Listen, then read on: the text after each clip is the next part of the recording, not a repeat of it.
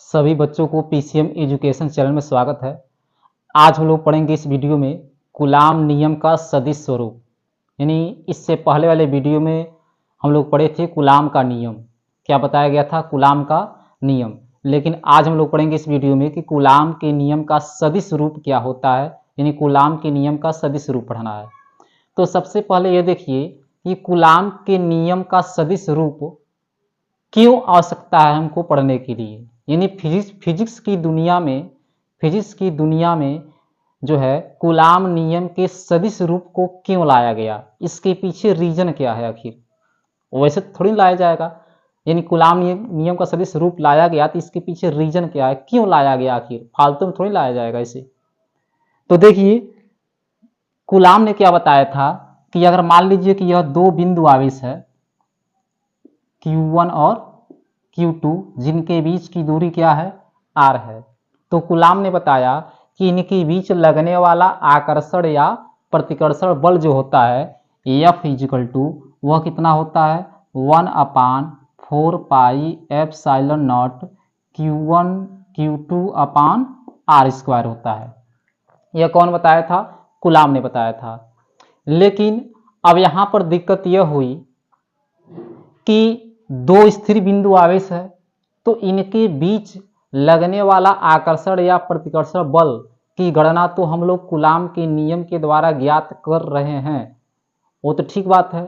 लेकिन अब दिक्कत यहाँ पर यह उत्पन्न हुई यहाँ पे कि जो दोनों आवेशों के बीच में जो बल लग रहा है आकर्षण या प्रतिकर्षण का, वो तो हम लोग ज्ञात कर ले रहे हैं, लेकिन बल की दिशा क्या है, बल की दिशा क्या होगी, यह हम लोग कूलाम के नियम के द्वारा नहीं ज्ञात कर सके। यानी इनके बीच में बल लग रहा है, ठीक है कोई बात नहीं, कूलाम के नियम के अनुसार बल लग गया, लेकिन जो बल लग रहा है उसकी दिशा किधर होगी। यानी Q2 पर अगर बल लग रहा है तो उसकी दिशा किधर होगी, अगर Q1 पर फोर्स लग रहा है तो उसकी दिशा किधर होगी, यह कूलाम ने नहीं बताया। तब जो है फिजिक्स की दुनिया में कूलाम नियम का सदिश स्वरूप लाया गया, कूलाम नियम का सदिश रूप लाया गया, सदिश रूप को उतारा गया। तो जो कूलाम नियम का सदिश रूप है उसको फिजिक्स में इसलिए लाया गया क्योंकि यह दो स्थिर आवेशों के बीच में जो बल लग रहा है उस बल की दिशा हम लोग ज्ञात कर सकते हैं। दो स्थिर बिंदु आवेशों के बीच लगने वाला बल की दिशा हम लोग ज्ञात कर सकते हैं। किसकी सहायता से ज्ञात कर सकते हैं, तो कूलाम के नियम की सहायता से ज्ञात कर सकते हैं। तो कूलाम नियम का सदिश स्वरूप को, यानी कूलाम नियम के सदिश रूप को फिजिक्स की दुनिया में क्यों उतारा गया, सबको क्लियर हो गया। इसलिए उतारा गया, इसलिए लाया गया क्योंकि दो स्थिर बिंदु आवेशों के बीच में जो बल लग रहा है उस बल की दिशा हम लोग कूलाम नियम के सदिश रूप की सहायता से ज्ञात कर सकते हैं, और इसका कोई यूज नहीं हुआ। तो इसलिए फिजिक्स की दुनिया में कूलाम नियम के सदिश रूप को लाया गया। तो इतना बात क्लियर हो गया सबको कि कूलाम के नियम का सदिश रूप हम लोग क्यों पढ़ते हैं, सबको क्लियर हो गया, अभी विस्तार से बताए हैं। अब देखिए कूलाम नियम का सदिश रूप होता क्या है, हमको यही पढ़ना है आज के इस वीडियो में। तो देखिए ध्यान से, सबसे पहले हम लोग क्या कर लेते हैं कि मान लेते हैं कि दो बिंदु आवेश जो है, क्या मानेंगे हम लोग कि यहाँ पे मान लीजिए कि दो बिंदु आवेश है Q1 और Q2 जिनके बीच की दूरी, अभी यहाँ पर मान लीजिए इनके बीच की दूरी जो है वह R है। दोनों आवेशों के बीच की दूरी कितना हो गया, R हो गया।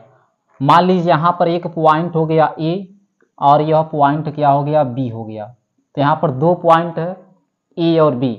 तो A पर Q1 आवेश है, B पर क्या है Q2 आवेश है, और इनके बीच की दूरी क्या हो गई, R हो गई। अब देखिए यहाँ पे कि जो Q1 है, Q1 के कारण Q2 पर बल लगेगा, एक के बल क्या होगा, Q2 के कारण Q1 पर बल लगेगा। तो यहाँ पर दो फोर्स लगेगा, एक Q1 जो है Q2 पर बल लगाएगा, Q2 जो है Q1 पर बल लगाएगा। तो Q1 जो है Q2 पर बल लगाएगा, तो यह चूंकि यह दोनों जो है धन आवेश है तो यहाँ पर प्रतिकर्षण बल लगेगा। कौन सा बल लगेगा, प्रतिकर्षण बल लगेगा। यानी यह Q1 जो है Q2 को किधर धक्का मारेगा, यह मारेगा राइट दिशा में, यह इसको इधर खदेड़ेगा, तो बल जो है इधर लगेगा। यहाँ पर जो बल लग रहा है उसे लिखा जाएगा F। चूंकि बल जो है सदिश राशि है और सदिश राशियों को हम लोग वेक्टर के रूप में लिख सकते हैं, इसलिए यहाँ पर हम लोग लिखेंगे वेक्टर F। अब बल किस पर लग रहा है, Q2 पर लग रहा है, तो 2 को पहले लिखेंगे, 2 को क्या लिखेंगे हम लोग पहले, किसके कारण लग रहा है, Q1 के कारण लग रहा है, तो यहाँ हो जाएगा वेक्टर F21। तो Q2 के कारण Q1 पर जो बल लगेगा, Q1 के कारण Q2 पर जो बल लगेगा, Q1 के कारण Q2 पर जो बल लगेगा वो क्या होगा, वेक्टर F21 होगा। अब उसी तरह से Q2 भी क्या करेगा, Q1 पर बल लगाएगा, तो यह इसको धक्का किधर मारेगा, किधर बल लगाएगा, राइट दिशा में। बल किधर लगेगा, राइट दिशा में लगेगा, तो यहाँ मान लीजिए बल हो गया वेक्टर F। किस पर लग रहा है, 1 पर लग रहा है, Q1 पर, तो वेक्टर F1 किसके द्वारा लग रहा है, Q2 के द्वारा लग रहा है, तो यहाँ पर लिखेंगे 2। क्या लिखा जाएगा 2। तो यहाँ पे देखिए Q1 पर जो बल लगेगा वो होगा वेक्टर F12 हो गया, और Q2 को जो बल लग रहा है वह क्या हो गया, वेक्टर F21 हो गया। तो सबसे पहले हम लोग क्या लिखे थे कि माना दो बिंदु आवेश Q1 Q2 एक दूसरे से r दूरी पर स्थित हैं। तो सबसे पहले हम यहाँ पर लिख दे रहे हैं, क्या लिखना है कि माना दो बिंदु आवेश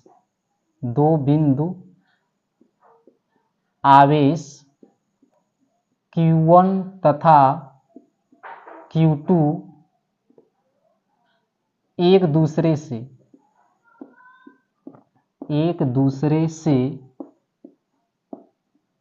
r दूरी पर स्थित हैं, एक दूसरे से क्या है, r दूरी पर स्थित हैं।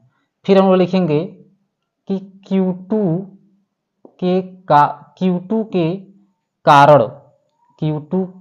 के सापेक्ष लिखना, Q2 के सापेक्ष Q1 का स्थिति सदिश, क्या लिखना है, स्थिति सदिश Q2 का Q1 के सापेक्ष जो स्थिति सदिश है उसे हम लिखेंगे वेक्टर AB से, और यह जो होगा वेक्टर R के बराबर होगा। तो यहाँ पर हम लोग वेक्टर लगा देंगे, जो दूरी R लिया गया था उस पर क्या लगाएंगे, वेक्टर। तो यहाँ पर क्या लिखा गया है कि Q1 के सापेक्ष Q2 का जो स्थिति सदिश है वह वेक्टर AB बराबर क्या मान लिया गया, वेक्टर R मान लिया गया है। यहाँ पर क्या लिखना है। अब देखिए, अब लिखेंगे चूंकि AB बराबर BA बराबर R है, AB या AB कहो या BA कहो, क्या माना गया था, R माना गया था। तो यहाँ लिखेंगे हम लोग, अतः Q1 का Q2 के सापेक्ष स्थिति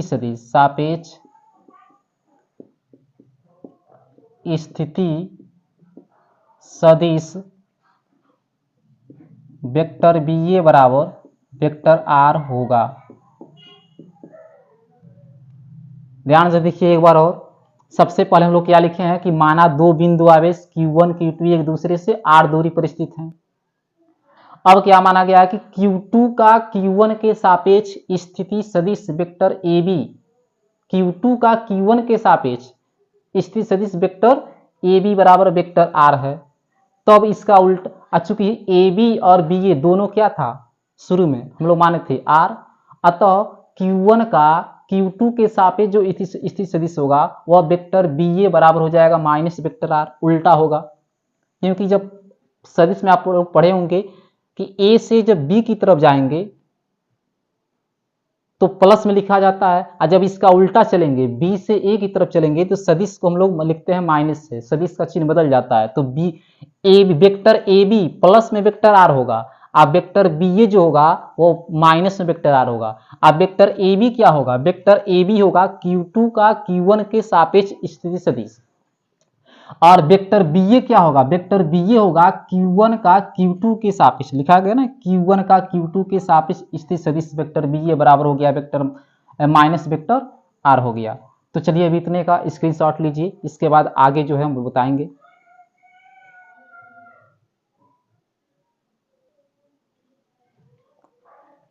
चलिए देखिए अब हम लोग क्या करेंगे, अब हम लोग निकालेंगे कि Q1 के कारण Q2 पर लगने वाला बल क्या निकाला जाएगा। Q1 के कारण Q2 पर लगने वाला बल, Q1 के कारण Q2 पर लगने वाला क्या निकालेंगे हम लोग, बल। यानी यहाँ पर दो बार बल निकालना है क्योंकि दो बल है ना, वेक्टर F12 है और दूसरा बल क्या है, वेक्टर F12 है।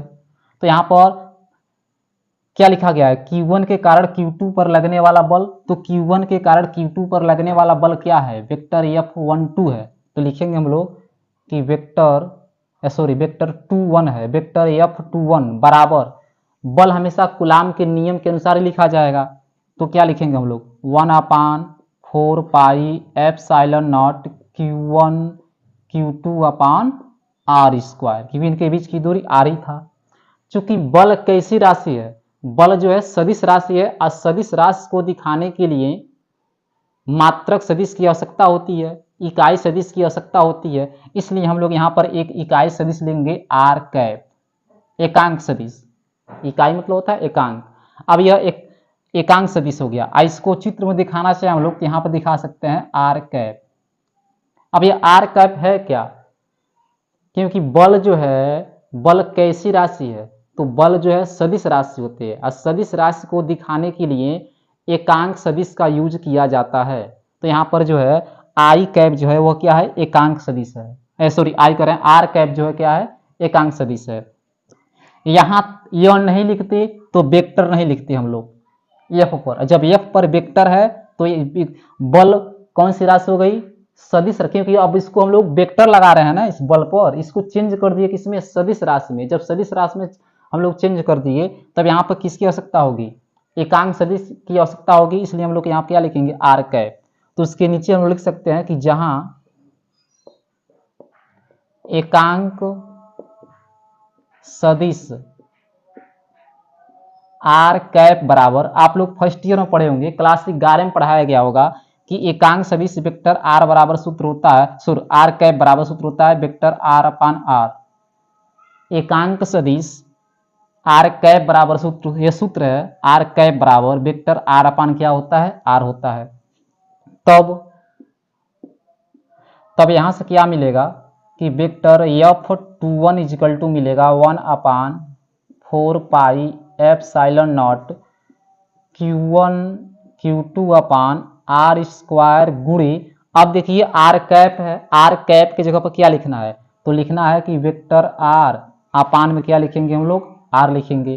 तो यह आएगा vector F21 is equal to 1/4 pi epsilon naught Q1 Q2 upon r cube है, यहाँ पर आर है, गुणा होगा, सॉरी आर स्क्वायर है, यहाँ पर आर है, गुणा करेंगे हम लोग तो क्या मिलेगा, आर क्यू मिलेगा, इंटू यहाँ पर क्या हो गया, वेक्टर आर हो गया। तो यह मान लीजिए क्वेश्चन नंबर कितना हो गया, फर्स्ट। तो अभी तक हम लोग क्या निकाले हैं, अभी तक निकाले हैं कि Q1 के कारण Q2 पर लगने वाला बल। अब हम लोग निकालेंगे कि Q2 के कारण Q1 पर लगने वाला बल। तो अभी इतने का स्क्रीनशॉट लीजिए आप लोग।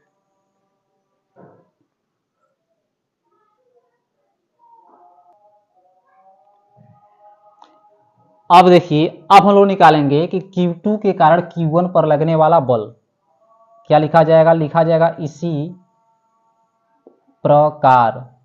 क्या निकालना है, Q2 के कारण Q1 पर लगने वाला बल। तो Q2 के कारण Q1 पर लगने वाला बल क्या है, तो बल है वेक्टर F12 बराबर, कूलाम के नियम के अनुसार लिखना है। तो 1/4 पाई एप्सिलॉन नॉट, फिर क्या लिखेंगे हम लोग Q1 Q2 upon r square, यही लिखा जाता है। अब बल कैसी राशि है, बल है सदिश राशि, तो यहाँ पर लिखेंगे एकांक सदिश आएगा जिसे लिखा जाएगा आर कैप से, क्या लिखेंगे आर कैप, जैसे यहाँ पर लिखा गया था इससे पहले, लेकिन अब यहाँ पर जो आर कैप लिखेंगे यह माइनस में लिखा जाएगा, क्या लिखा जाएगा माइनस में, क्योंकि दिशा बदल गई। आर कैप की दिशा लेफ्ट से किधर है, राइट की ओर है, लेकिन इस बार हम लोग यहाँ पे जो आर कैप की दिशा निकाल रहे हैं वह राइट से किधर है, सॉरी हाँ लेफ्ट से राइट से किधर है, लेफ्ट की ओर है। तो इस बार जो है एकांक सदिश की जो दिशा होगी वो क्या होगी, माइनस होगा। और अभी बताया गया यहाँ पे कि चूंकि वेक्टर सॉरी आर कैप बराबर क्या रखना है, तो आर कैप बराबर रखना है minus vector r upon, minus रखना है, आर कैप बराबर रखना है वेक्टर आर अपान आर। तो यहाँ पर रखा जाएगा तो क्या मिलेगा देखिए, तो मिलेगा vector F12 is equal to 1/4 pi epsilon naught Q1 Q2 upon r square minus vector r upon r, तो ये आ जाएगा 1/4 pi epsilon naught Q1 Q2 upon r cube, गुणा होगा नीचे आर क्यू आएगा, यहाँ पर क्या आ गया आर वेक्टर आर, यहाँ पर माइनस है, इस माइनस चिन्ह को हम लोग पहले यहाँ पर लिख लेंगे। अब देखिए इधर था वेक्टर F12 बराबर माइनस, अब देखिए यह जो मान है 1/4 pi epsilon naught Q1 Q2 upon r cube into r vector r, यही मान यहाँ से है देखिए, तो यह पूरा मान कितने के बराबर है, वेक्टर F21 के बराबर है। तो इतने के स्थान पर हम लोग क्या लिखेंगे, लिखेंगे वेक्टर F21 लिखेंगे।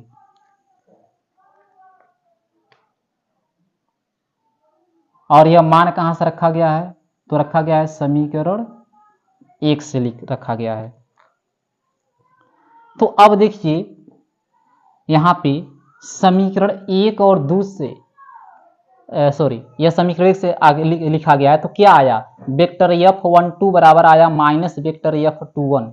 इससे पता क्या चला, इससे पता यह चल रहा है कि दोनों आवेशों पर परस्पर लगाए गए बल, दोनों आवेशों पर परस्पर लगाए गए बल एक दूसरे के बराबर तथा विपरीत दिशा में होते हैं, क्योंकि एक बल प्लस में है तो एक बल क्या है माइनस में है, और दोनों का मान बराबर है।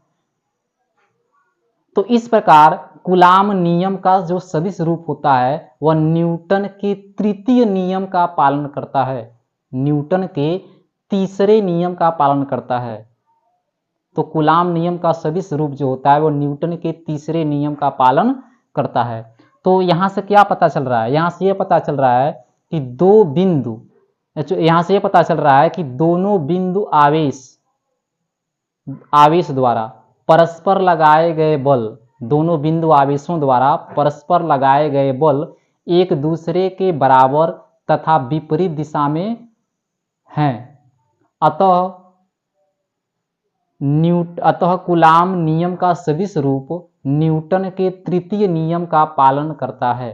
तो इसके नीचे यह लाइन आप लोग लिख लीजिएगा जो हम बोल रहे हैं, एक बार और बोल रहे हैं, क्या लिखना है ध्यान से सुनिए कि स्पष्ट है कि दोनों आवेशों द्वारा परस्पर लगाए गए बल एक दूसरे के बराबर तथा विपरीत दिशा में हैं। अतः कूलाम नियम का सदिश रूप न्यूटन के तृतीय नियम का पालन करता है। तो यही था कूलाम नियम का सदिश स्वरूप। तो कूलाम नियम का सदिश स्वरूप पढ़ने से हमको दो फायदा हुआ। पहला फायदा यह हुआ कि कूलाम नियम के सदिश रूप की सहायता से हम लोग दोनों आवेशों के बीच में लगने वाले बल की दिशा ज्ञात कर सकते हैं। फिर दूसरा फायदा हमको यह चला यहाँ से कि कूलाम नियम का सदिश रूप जो होता है वह न्यूटन के तृतीय नियम के पालन करता है, न्यूटन के तृतीय नियम के पालन करता है। और न्यूटन के तीसरा नियम क्या होता है, सबको पता है, क्रिया प्रतिक्रिया का नियम, क्रिया प्रतिक्रिया का नियम, उसी के अनुरूप यह होता है। तो आज के वीडियो में बस इतना ही। धन्यवाद।